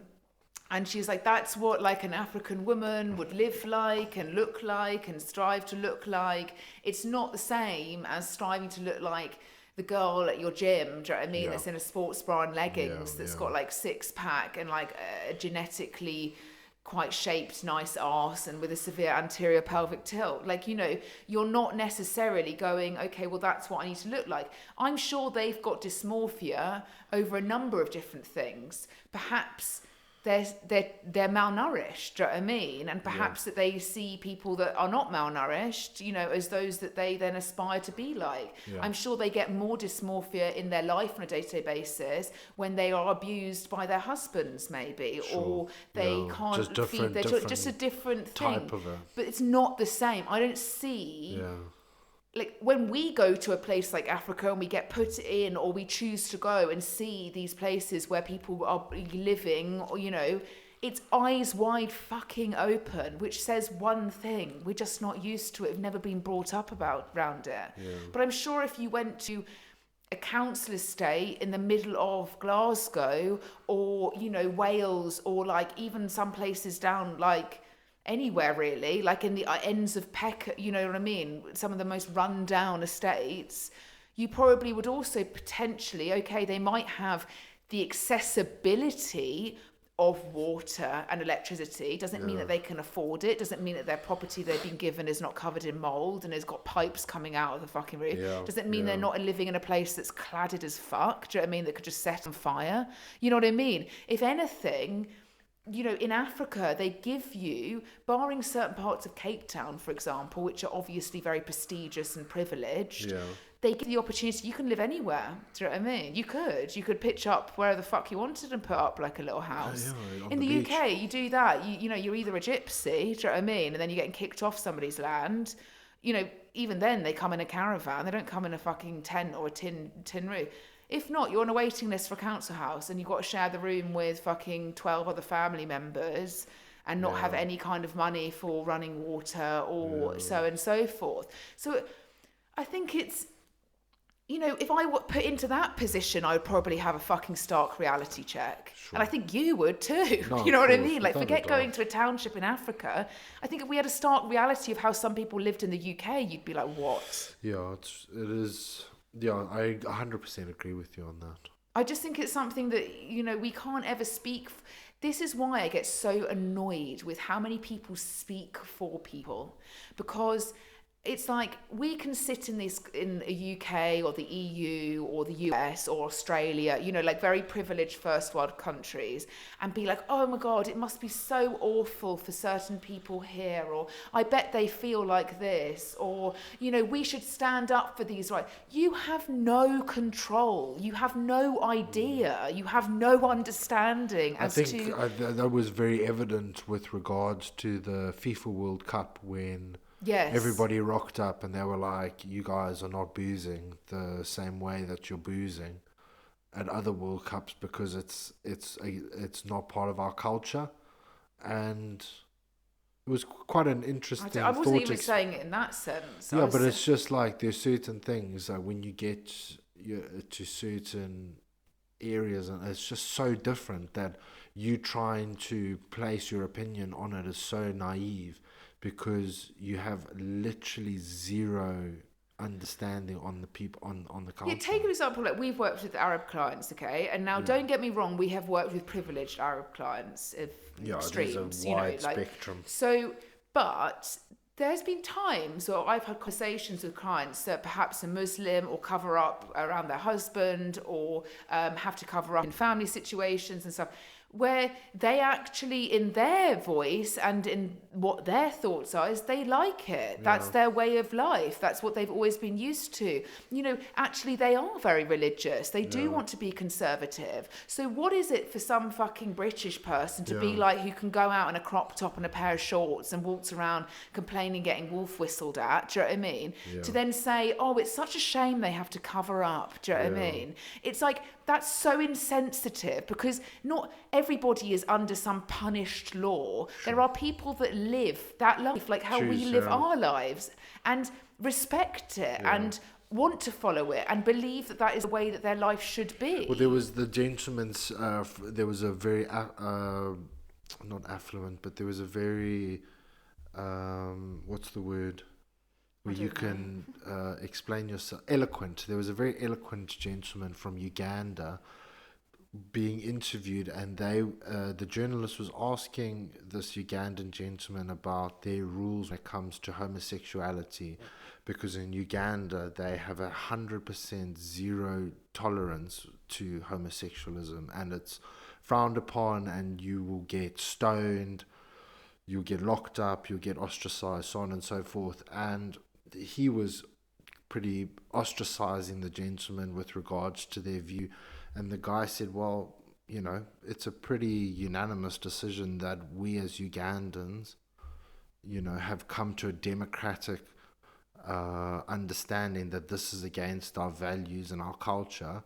Hence the reason why we have this understanding. And the guy that was trying to kind of not force his opinions was just asking, what's the story about that, and trying to insinuate that obviously the Western society has a more progressive look on it. And they were like, well, we don't really care, because as part of our Ugandan culture, this is, illegal.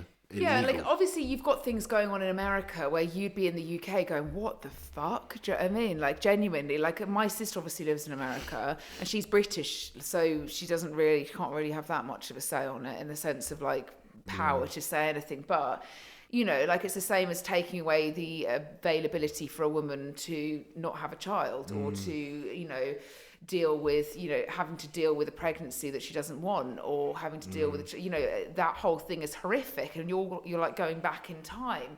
But, unless you're living, working, culturally mixed in with that society of people, Americans, do you know what I mean?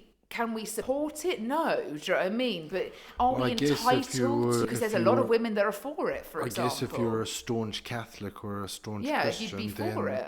Then your outlook on it is different. Like we've got clients, or not clients, but former clients that are very Catholic, very...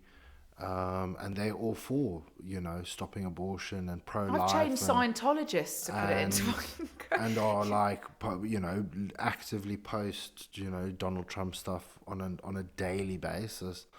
And, with her nature versus nurture, and being the Catholic woman that she is, she's like, no, you shouldn't be able to just go and have an abortion willy-nilly.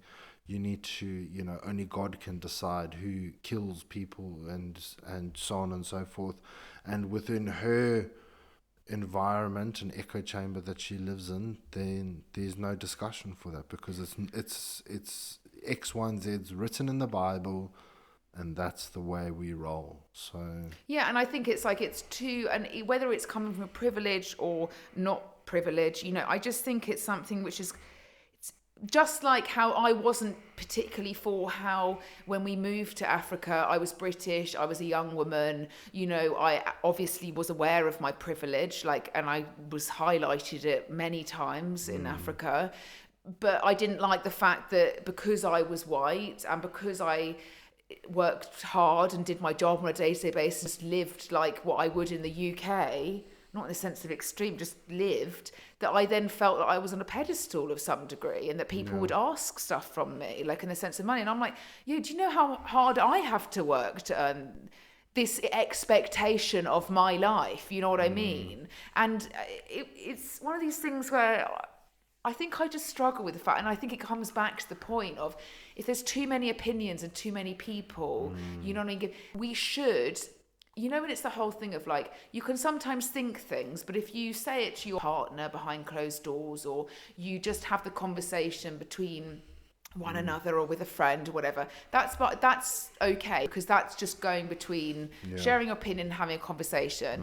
It's when you feel you are entitled enough to give. And this is why we were always so concerned with our own social media in our industry, is that everything we put out genuinely is factually correct. It genuinely is science-based and psychologically based. You know what I mean? It's proven shit. Because the minute you don't do that, you then end up being something which... you're passing your opinion on something you're not educated on, or you don't understand further on. I just feel like it's too many opinions. But I guess even when we did do that, people were like, my personal experience with X, Y, and Z was different to that's what I mean. There's what you said, so you're wrong. Yes, but that's what I mean. Like, too many opinions, I don't give a fuck about half the people's experience. I don't care, and you shouldn't care about me, and we shouldn't care about each other. I care about people that want to, lose weight, want to, not regain it, want to feel good in their life, want additional coaching help, want to change their life for the better and live the best quality of life.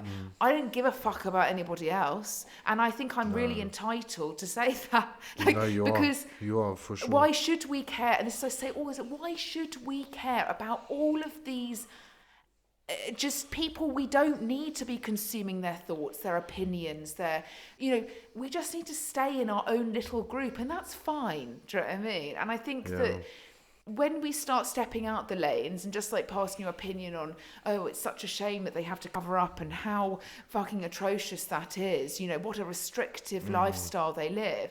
At what point have you lived it? Do you know what I mean? I think it's exactly. just... So I think, going How off the does it fact that we impact started you? this on body dysmorphia, I think this is actually just more about life dysmorphia in general, I to like be quite that, honest life with you. dysmorphia. I think it comes down to the fact that the image we see is always the opposite to what some of things being lived.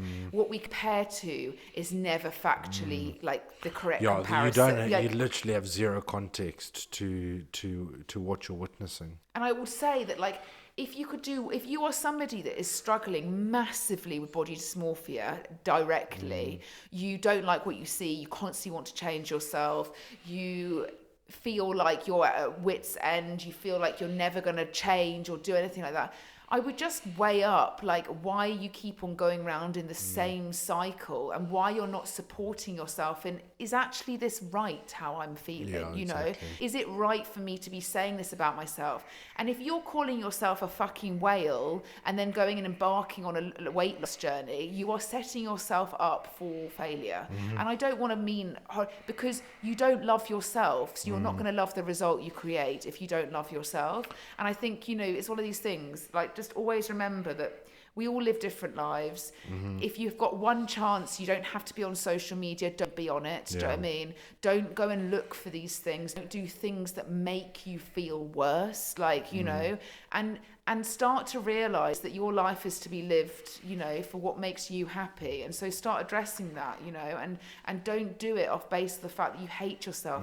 If you hate yourself, you need to work more on that while you're hating yourself before you do anything that is effectively a symptom analysis, like losing weight or changing yourself. So deep. So I love that. I just sort of end it with so deep. I should write that down. Just, I just always say, like, you can be physically smaller, you can be physically, many things, be able to run ultra marathons or whatever, but if you are not mentally healthier, you are only going to run yourself into the ground. So anyway, that is enough on for that today. note, let's wrap well it done. up. That was like listening to Dr. Phil for a I genuinely feel like I should have a fucking panel show, like loose women, but not loose women because tight loose women- flaps. Mark, I'm joking. Your flaps are no, definitely no, not absolutely do not need to describe my flaps to end the Okay, fucking. I sorry. wouldn't describe that I've got Well, vaginas, got flaps. Do you know what I mean? if anybody's got this far, then that's Yeah, well, most people listen to the a full little of our nugget of laughter. that I don't have flaps, Mark. No, you don't. No, for fuck's sake, do you know what I mean? Beautiful. Otherwise, there's my dysmorphia of my vagina starting. Beautiful labia. Oh my god! Honestly, just shut up. Just shut up, otherwise my dysmorphia of my vagina will begin and we'll go down in a cycle of vagina dysmorphia. Yeah. If you've got vagina dysmorphia, now I've joined I'm sure the crew. some people do have 100%, genital that's why you go and get it dysmorphia. redone. Can't believe that's even a thing. Yeah. Loads of people I know have done that. I mean, why not? What, get Nothing their worse than vagina flaps and a remodeled? thong, is there? Jeez. Just be uncomfortable. Do you know what I mean? Wow. Big Flaps in a labias. thong. Mark, just stop saying the word labia until you have one. You're just not entitled to say Okay. it. We'll go back to the gynecologists and men. It's a bit weird. Just Yes, I'm no. sorry. It's only Okay. for your pleasure, clearly. Okay. Yeah. All right. Bye from my flaps and Mark. The flaps are waving. Goodbye. Fuck off. Goodbye. Goodbye.